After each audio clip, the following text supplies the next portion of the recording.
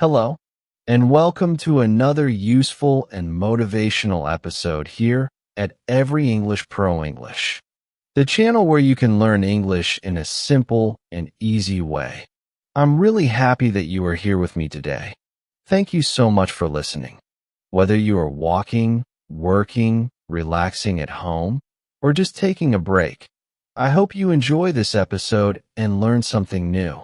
In today's episode, we are going to talk about a very important topic: how to stop procrastinating. This is a word that many people hear often, but they don't always understand what it means or why it matters. So, don't worry.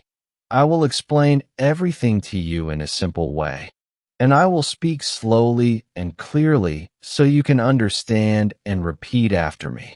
This podcast is not only about learning new ideas, it is also a great way to practice your English listening and speaking skills. Now, let's talk about why this topic is so important. Procrastination means delaying or putting things off. It means we do not do something now, we wait, we waste time, or we do something else instead. We all do this sometimes. Maybe you want to study, but you watch YouTube instead. Maybe you want to clean your room, but you scroll on your phone. Maybe you want to start exercising, but you say, "I'll do it tomorrow." This is procrastination. And when we do it too much, it can make our life more stressful. We feel tired, worried, and sometimes even guilty because we don't finish our tasks on time. That's why learning how to stop procrastinating can help us become more focused, more organized, and more confident. If you are learning English and also trying to improve your life, then this topic is perfect for you. As you listen, I want you to pay close attention to the words and sentences I use. Try to repeat them out loud if you can. This is a great way to improve your speaking. If you don't understand something the first time, don't worry. You can pause, go back, and listen again. That's the great thing about podcasts. You can learn at your own speed. So in this episode, I will explain what procrastination is, why we do it, and how we can stop it.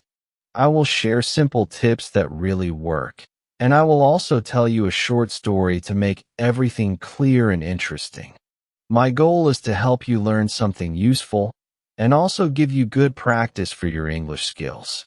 Now, are you ready to begin?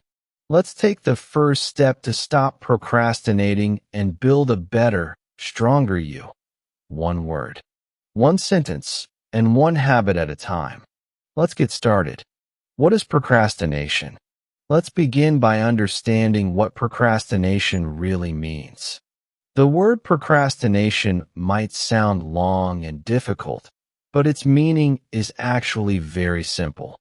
Procrastination means waiting to do something important. It means you know you need to do something, but you keep saying, "I will do it later." Instead of doing the task now, you do something else that is easier or more fun. In simple words, procrastination means delaying your work or avoiding a task that you should do now. Procrastination is more than just being lazy. Many people think that if someone is not doing their work or not starting something important, they are lazy. But this is not always true. In fact, many people who procrastinate are smart, hardworking, and full of ideas. But something stops them. That something is often inside their mind. It's not about being lazy. It's about feeling stuck. Let me give you a few examples. Imagine you have homework to do. But instead of starting it, you say, "I'm tired. I will do it after 1 hour." Then, after 1 hour, you still don't start, and you say, "Maybe I'll do it tonight." But in the end, you don't finish it at all. That is procrastination. Or maybe you want to clean your room, but you pick up your phone and start watching videos. You say, "Just one video," but then you watch 5. Your room stays messy, and you feel bad. That is also procrastination. Another example. You want to exercise or go for a walk, but instead, you sit on the sofa and watch TV. You tell yourself, I'll start tomorrow. But then tomorrow becomes the next day, and then the next week. That's what procrastination looks like in everyday life. We all procrastinate sometimes. It is very normal. Everyone does it. Students, workers, even teachers and parents. It's not because we are lazy or bad people. Usually, we procrastinate because a task feels hard, boring, or uncomfortable. Sometimes, we are afraid we won't do it well, so we wait and wait. Other times, we just don't feel motivated. We say, I don't feel like doing this right now. Our brain chooses something easier, something that gives us quick pleasure, like checking our phone, watching videos, or chatting with friends. These activities feel good for a short time, but they don't help us finish our important goals. Procrastination can affect our daily life in many ways. When we delay tasks, we often feel more stressed later. For example, if you don't study early, you feel pressure the night before your exam. If you don't start your project on time, you rush to finish it, and the quality is not good. This makes you feel tired and unhappy. Also, when we procrastinate often, we start to lose confidence in ourselves. We may say, I can't finish anything, or I'm always late. This can affect our self-esteem and mental health. Over time, procrastination becomes a habit, and habits are hard to break. But here's the good news. You can change this. You can learn how to stop procrastinating and start doing things step by step. It doesn't have to be difficult. You don't need to be perfect. You just need to understand what procrastination is and why it happens. Once you know the reason, you can learn the tools to fight it and build better habits. So now you know, procrastination is not just about being lazy. It is something many people struggle with, and it has real effects on our time, our goals, and our confidence. But with small changes, we can stop it and feel better about ourselves. Remember, procrastination does not mean you are a bad person. It does not mean you are lazy. It means you are human. We all feel this way sometimes. But the good news is, you can change. You can train your mind. You can build habits. You can take control again. And when you do, you will feel proud. You will feel free. You will see your goals getting closer. You will finish your work, reach your dreams, and feel good about yourself again. That's the power of understanding procrastination deeply. In the next part of the podcast, we will talk about why we procrastinate, what is happening in our minds when we delay a task, and why it feels so hard to start.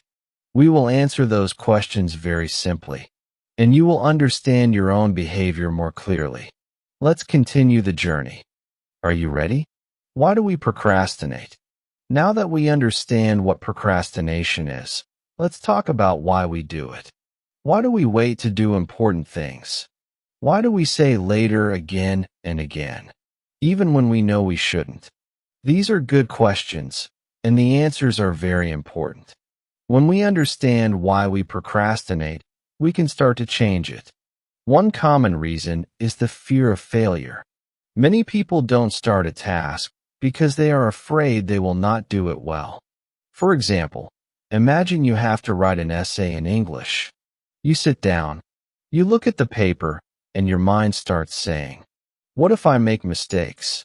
What if my grammar is bad? What if the teacher doesn't like it? These thoughts make you feel nervous. So instead of starting the essay, you close the book and say, I will do it tomorrow.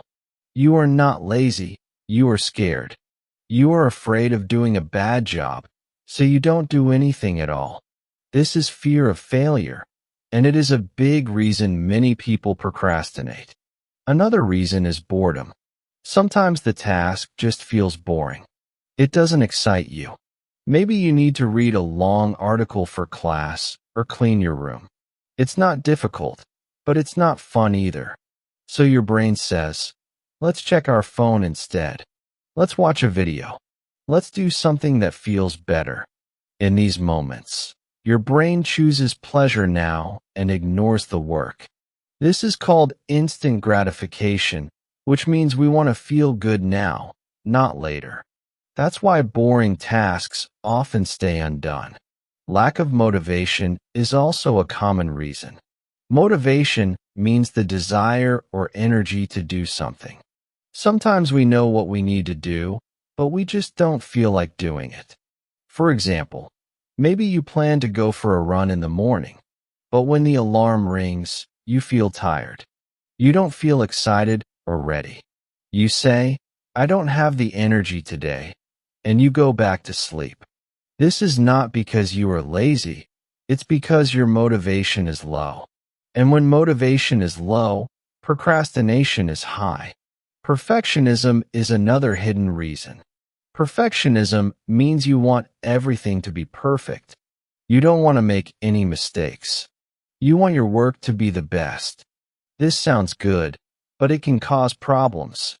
For example, imagine you want to make a video to practice English. You think, my pronunciation must be perfect. My grammar must be perfect. Because of this, you never start. You wait and wait, trying to make everything perfect. But in the end, you do nothing. Perfectionism stops progress. Another real-life reason is poor time management. This means you don't plan your time well. You may have free time, but you use it on things that are not important. You say, I still have time, again and again, until it's too late. Maybe you forget about deadlines. Maybe you don't break big tasks into small ones. As a result, you feel lost, and you keep delaying. Without a good plan, it's easy to procrastinate. Sometimes people procrastinate because they are tired or overwhelmed. Maybe you have too many things to do. Your mind feels full. You say, I don't know where to start, so you don't start at all. You feel heavy and confused. This happens to students, workers, and parents too. When we are mentally tired, procrastination becomes stronger. So to sum up, we procrastinate for many reasons. We may be afraid to fail. We may feel bored. We may lack motivation. Or we may want everything to be perfect. Sometimes we don't manage our time well, or we feel too tired to begin. These are all normal human feelings. You are not alone. But the good news is, once we see the problem clearly, we can begin to fix it. In the next part of this podcast, I will show you how to stop procrastinating with simple tips and ideas you can use in your daily life. These tips are easy to follow and perfect for English learners like you. So take a deep breath. You are learning. You are growing. And you are not alone on this journey. Let's move forward together. How does procrastination affect us? Now let's talk about how procrastination affects us in real life. At first, it may not seem like a big problem. We think, I'll do it later, or I still have time. But over time, procrastination can create many problems in different parts of our lives. It can hurt our school life, our work, and even our personal dreams. Let's look at how this happens. First, procrastination can make school more stressful. Many students wait until the last minute to study for exams or finish homework. They don't start early. They think, I'll start tomorrow. But tomorrow becomes next week. Then suddenly, the deadline is very close, and they feel panic. They try to do everything quickly, but the work is not good. They don't have time to review or correct mistakes. This often leads to low grades and poor performance. Also, when students procrastinate a lot, they don't learn deeply. They just try to finish things fast. This makes it harder to remember what they studied, and it affects their long-term learning. At work, procrastination can be just as harmful. When we delay important tasks at our job, our work piles up. We miss deadlines or rush through things. This can make our boss or team unhappy. They may think we are not responsible. If we keep procrastinating, it can hurt our professional image. We might miss chances to grow, get a raise, or move to a better position. Also, when we don't manage our time well, we feel more pressure at work. We stay late or take work home. This leads to stress and tiredness, which is not healthy. Procrastination also affects our personal goals and dreams. Many people want to do big things in life. Some want to start a business, write a book, learn a language, or get in shape. But they keep saying, "I'll start next month," or "I'll do it when I have more time." Time passes, and they never begin. The dream stays a dream.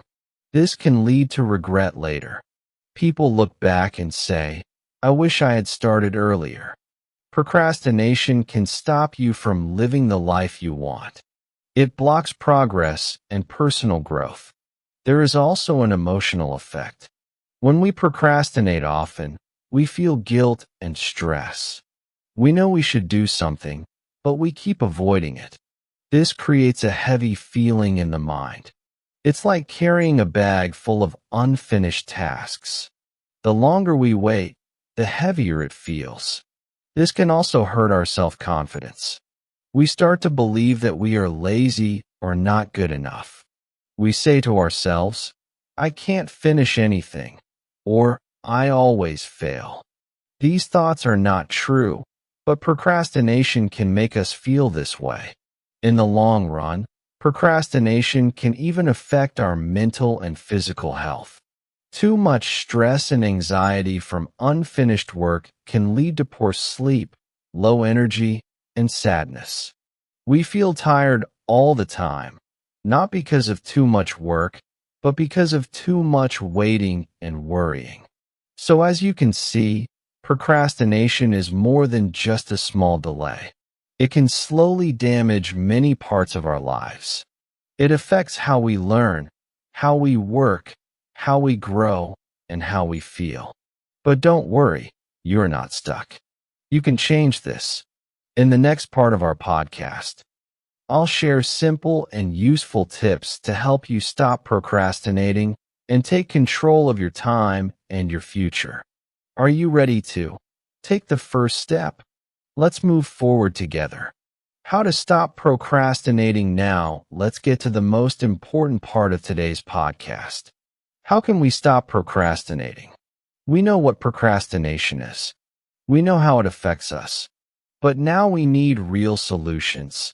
Simple and easy things we can do every day to change our habits. So in this part, I'll share 5 very useful tips. These are not difficult. In fact, they are small steps, but they can make a big difference. Let's go through them one by one, in a natural way, like a conversation. The first tip is to make a small plan. When we think about a big task, we often feel scared or tired. For example, if someone tells you to learn English, it feels huge. Where do you start? What should you study? How many hours? It feels like too much. So your brain says, "Let's do it later." But if you make a small plan, it feels easier. A small plan means breaking the big task into smaller steps. Instead of saying, "I will study English today," say, "I will learn 5 new words in the next 10 minutes. That's a small goal. It's clear and simple. Your brain can say, "Yes, I can do that." When you complete one small step, you feel happy. Then you do the next one. This builds momentum and keeps you going. The second tip is to start with just 5 minutes. Yes, only 5. Many times, we wait to feel ready before we begin. But the truth is, action creates motivation. If you start a task, even for just 5 minutes, your brain gets involved. You stop thinking and start doing. Let's say you need to write an email or clean your desk. Just tell yourself, I'll do it for 5 minutes only. Often, after 5 minutes, you'll feel like continuing. But even if you stop after 5 minutes, you have still done something. That's better than doing nothing. This is a great way to trick your brain and beat procrastination. The third tip is to remove distractions. Distractions are the small things that steal your attention. These can be your phone, social media, notifications, noise, or even people talking. Imagine trying to study English while your phone keeps buzzing. It's very hard to focus. So, before you begin a task, take a moment to prepare your space. Turn off your notifications. Put your phone in another room. Close apps that are not needed. If you can, find a quiet space to work or study. Removing distractions helps your brain stay focused. You get more done in less time, and you feel more satisfied. The fourth tip is to use rewards. Rewards give your brain something to look forward to. When you do something difficult and then get a reward, your brain learns to like the task. Let's say you finish 20 minutes of English practice. After that, give yourself a small reward. It can be a sweet snack, a short break, or watching a fun video. This makes your brain happy and helps build a habit. Over time, your brain will connect work with good feelings. You can even create a reward system. For example, every time you finish 3 small tasks, you get a bigger reward. It's simple, but it really works. And the fifth tip is to stay consistent. This is very important. Procrastination is a habit, and we need to replace it with a new habit. That means doing small tasks every day, not just once a week. It doesn't have to be perfect. What matters is that you keep going.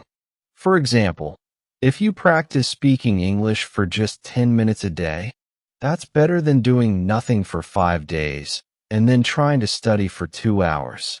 Small and regular actions are more powerful. You don't need to be fast. You just need to be consistent. Over time, your brain will learn a new way of working.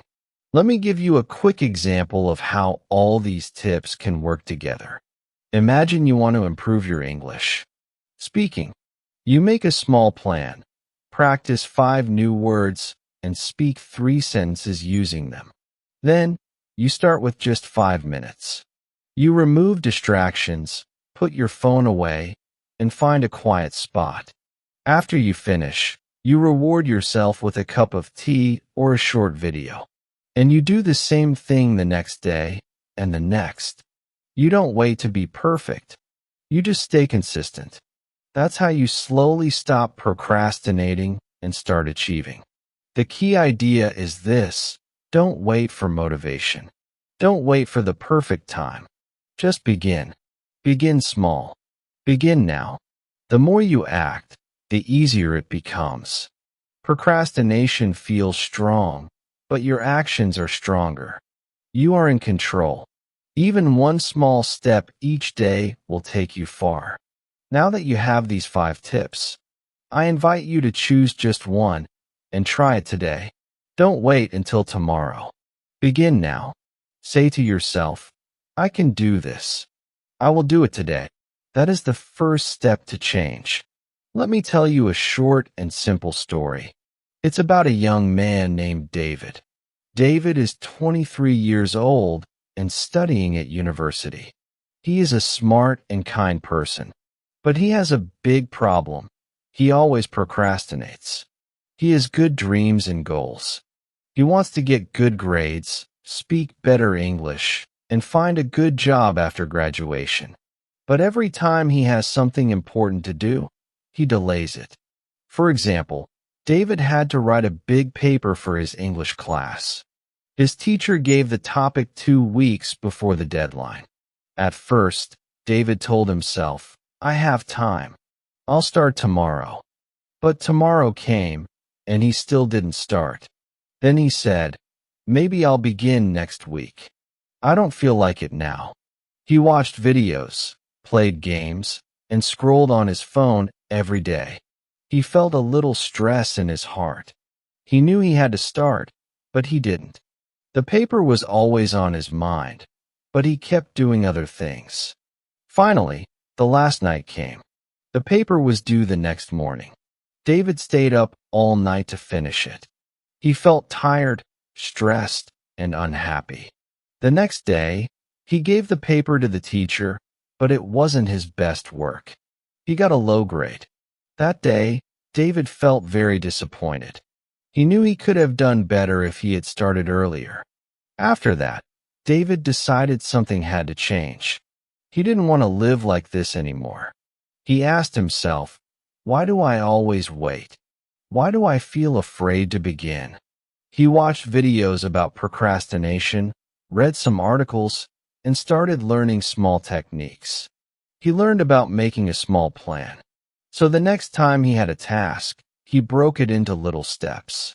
For his next English assignment, instead of thinking, I need to write a full paper, he just wrote the title and the first paragraph on the first day. He also started using the 5-minute rule. Every time he didn't feel like starting, he said, I'll do it for just 5 minutes. Most of the time, after 5 minutes, he kept going. He turned off his phone when studying and gave himself a reward when he finished a task. Slowly, David saw a change. He felt more in control. He felt proud. His grades got better. He even had more free time because he finished his work earlier. His stress became less, and he was happier. David still sometimes procrastinates. He's human, after all. But now, he knows how to deal with it. He understands his mind better, and he has tools to help him take action. He learned that even a small step is powerful. Today, David tells his friends, don't wait to feel ready.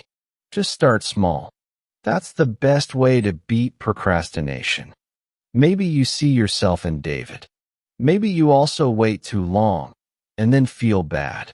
But remember, change is possible. Like David, you can learn to take small steps. You can stop procrastinating and take back your time, your goals, and your energy. You don't have to be perfect. You just have to begin daily practice for change. Now that we've talked about what procrastination is and how it affects our life, let's talk about daily practice. Yes, real change happens slowly, one day at a time. You don't need to do something big. You just need to do something small and do it every day. If you can take a few small steps daily, you will begin to feel stronger, more focused, and more confident. So here are 3 easy steps you can try every day. They are simple but powerful. And if you also speak them out loud in English, it will help you improve both your actions and your English. The first daily step is this. Write down just one important thing you want to do today. Not 5 things. Not a big list. Just one important task. For example, you can write, today I will study English for 15 minutes. Or, today I will finish my homework. Keep it short and clear. Then, say it out loud.